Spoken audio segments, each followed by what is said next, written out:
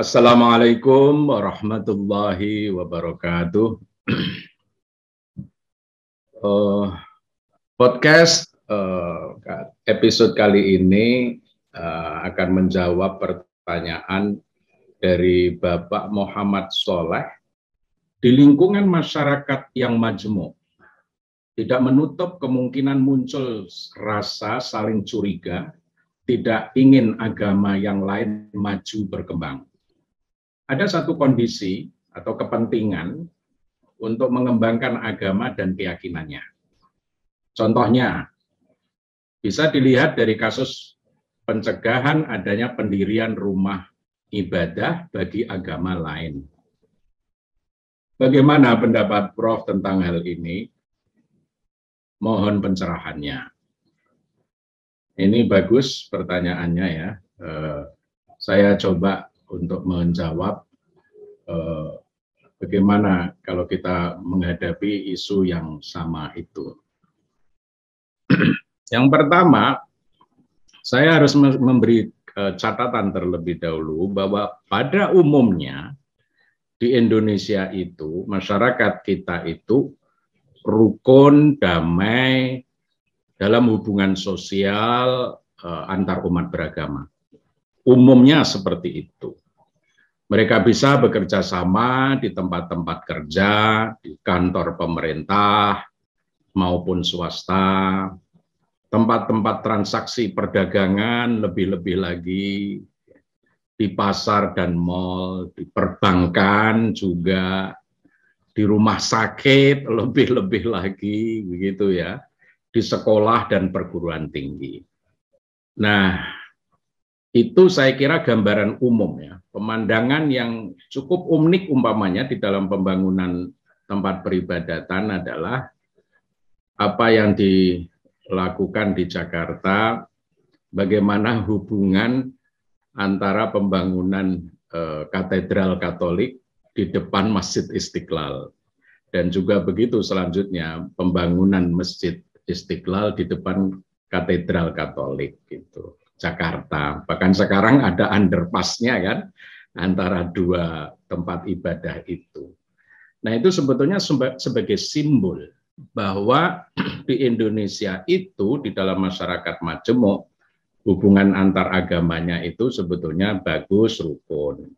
Jika saja di suatu tempat ada masalah, sudah barang tentu itu adalah pengecualian, begitu, bukan fenomena umum, begitu. Itu yang ingin saya garis bawahi terlebih dahulu sebelum menjawab pertanyaan Anda tadi. Nah, untuk itu, secara umum saja saya akan menyebutkan ada 4 prinsip dasar yang perlu dipegang erat, dipegang teguh oleh para penganut agama-agama dunia, di Indonesia ini khususnya, di dalam masyarakat majemuk. Yang pertama adalah sikap etika keagamaan.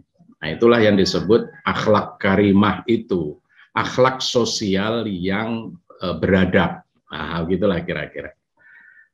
Nah, sesuai pedoman agama masing-masing, hubungan baik antar komunitas umat beragama yang berbeda-beda itu harus dijaga, harus dirawat, dan dilestarikan bahkan. Begitu kan? Nah, keharmonisan, saling menghargai dan menghormati, tidak saling terpancing oleh isu-isu kabar burung yang selalu mengganggu jalinan hubungan baik, kerukunan antar umat beragama, keguyuban antar umat beragama yang berbeda-beda terus-menerus harus dirawat ya, dan dijaga. Untuk era sekarang, saya kira umat beragama jangan mudah terpancing oleh provokasi. Nah, ini media sosial ini kan, oleh provokasi, berita hoax yang mencoba memperhadap-hadapkan antar umat beragama. Nah, itulah yang sekarang disebut social resilience. Ketahanan sosial keagamaan itu penting. Yang kedua, selain tadi ya panduan dari agama sendiri masing-masing, itulah kompetensi pribadi. Yang kedua adalah pertimbangan rasional. Nah, itu juga penting. Setidaknya ada 5 prinsip di dalam pertimbangan rasional kita itu di dalam memahami realitas masyarakat majemuk. Yang pertama adalah kita memang harus memahami bahwa masyarakat Indonesia itu adalah masyarakat yang beragam. Itu dulu. Harus memahami sebaik mungkin. Gitu. Ya. Yang kedua, memang harus menghormati antar berbagai yang berbeda itu. Jadi menghormati realitas keberagaman itu. Realitas keberagaman itu harus dihormati. Kemudian tidak hanya seperti itu, tapi kita masing-masing juga perlu terlibat penuh. Itulah yang nanti disebut active tolerance itu.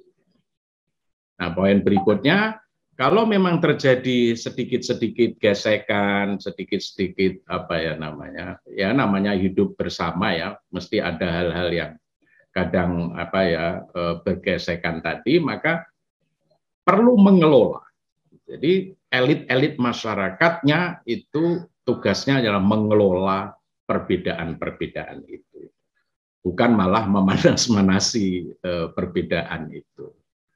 Nah, yang terakhir adalah ya kerjasama. Gitu.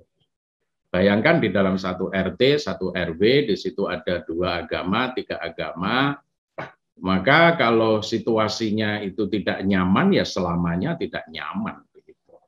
Itulah yang harus digarisbawahi secara rasional seperti itu. Ya. Nah, intinya sebagai bagian anggota masyarakat yang majemuk, Bhinneka Tunggal Ika, nah, itulah di dalam ke NKRI-an kita itu harus mampu menerima, masing-masing kita, masing-masing kelompok itu harus mampu menerima dengan sepenuh hati, legowo istilahnya, kehadiran anggota masyarakat yang berbeda dari kita, baik itu suku, ras, golongan, organisasi, lebih-lebih agama. Begitu. Jadi hindari perasaan tidak nyaman, grundel bahasa Jawanya itu, tidak ikhlas lah. Tidak ikhlas menerima kehadiran orang lain. Itu hindari betul karena kita ada di dalam masyarakat majemuk. Ketiga, ada undang-undang dasar kita. Jadi Undang-Undang Republik Indonesia itu secara konstitusional memang memberi hak penuh begitu eksistensi keragaman dan kepelbagaian agama itu. Jadi kalau kita baca Undang-Undang Dasar 45 pasal 28E, di situ ada kebebasan beragama. Nah, ini saya kira kita sebagai masyarakat juga harus membaca yang seperti itu. Oh iya ya, kita ini di bawah negara bangsa, nation state begitu. Undang pasal 29 ayat 2 itu ada kebebasan beribadah. Nah, itu tadi pembangunan tempat beribadah termasuk di sini begitu kan. Tetapi juga ada KUHP juga, tidak hanya undang-undang tapi KUHP 156 itu juga mencegah supaya tidak terjadi permusuhan, penyalahgunaan, penodaan, dan begitu selanjutnya.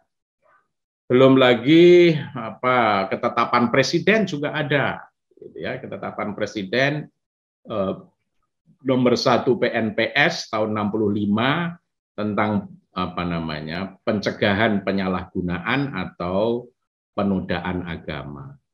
Itu juga kita sebagai masyarakat, elit masyarakat, pimpinan masyarakat, kita harus tahu itu, harus mempelajari itu juga, begitu ya. Nah, kemudian ada peraturan juga peraturan bersama Menteri Agama dan Menteri Dalam Negeri tahun 2006. Itu tentang pedoman pelaksanaan tugas kepala daerah, wakil kepala daerah dalam pemeliharaan kerukunan umat beragama, pemberdayaan forum kerukunan umat beragama, dan pendirian rumah ibadah. Nah, jadi di situ sebetulnya sudah ada aturan-aturan yang harus ditaati. Nah, on top of that, sebetulnya dalam dokumen internasional juga ada. Dokumen-dokumen kesepakatan internasional itu juga ada yang disebut Universal Declarations of Human Rights, saya kira itu penting sekali.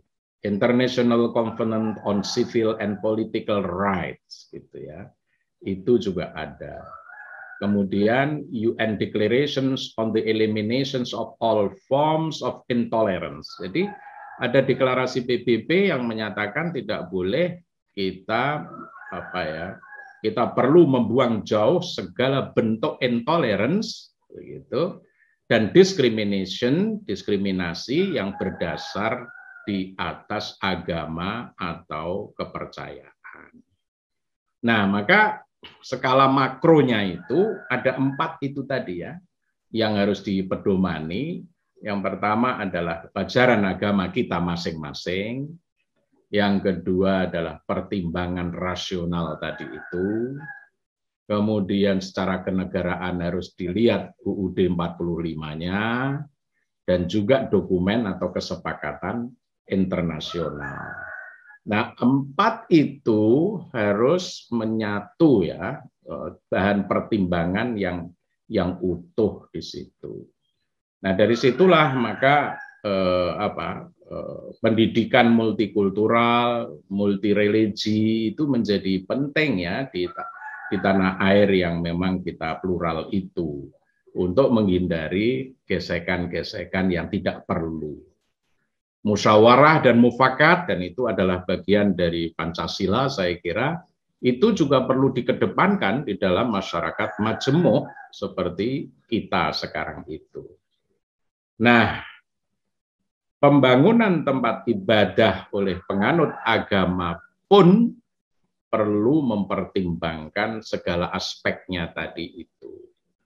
Intinya itu, sehingga hindarilah saling sengketa di dalam hal-hal yang tidak perlu untuk menjaga kelestarian kerukunan hidup antar umat beragama.